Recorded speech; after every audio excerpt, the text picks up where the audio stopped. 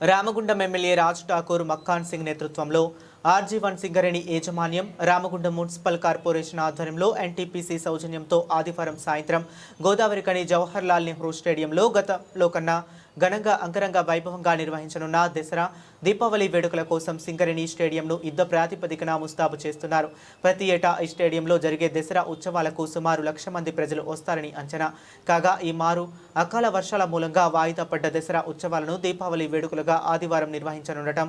ఈ కార్యక్రమంలో సినీ హాస్య నటుడు అలీ, సినీ నటులు మిమిక్రీ కళాకారులు శివారెడ్డి, సినీ గాయని గీతామాధురి, జబర్దస్త్ ఫేమ్ బుల్లెట్ భాస్కర్ బృందం, గోవిందా డ్యాన్స్ గ్రూప్తో పాటు మరికొంతమంది టీవీ సినీ తారలు హాజరవుతున్న సందర్భంగా గతంలో కన్నా అధిక సంఖ్యలో ప్రజలు వచ్చే అవకాశం ఉంది. ఈ నేపథ్యంలో ప్రజలకు వీఐపీలకు ఎలాంటి అసౌకర్యం కలగకుండా వీఐపీ గ్యాలరీ, బారికేడ్లు, స్టేజ్, ఫుడ్ స్టాల్స్, ఎగ్జిబిషన్కు సంబంధించిన స్థల పరిశీలన ఏర్పాట్లను స్థానిక పోలీసు, సింగరేణి అధికారులు, కాంగ్రెస్ నాయకులు శుక్రవారం పరిశీలించారు. శాంతి భద్రతల సమస్య తలెత్తకుండా ప్రజలకు ఎలాంటి అసౌకర్యం కలగకుండా చేయాల్సిన ఏర్పాట్లపై తగు సూచనలు చేశారు.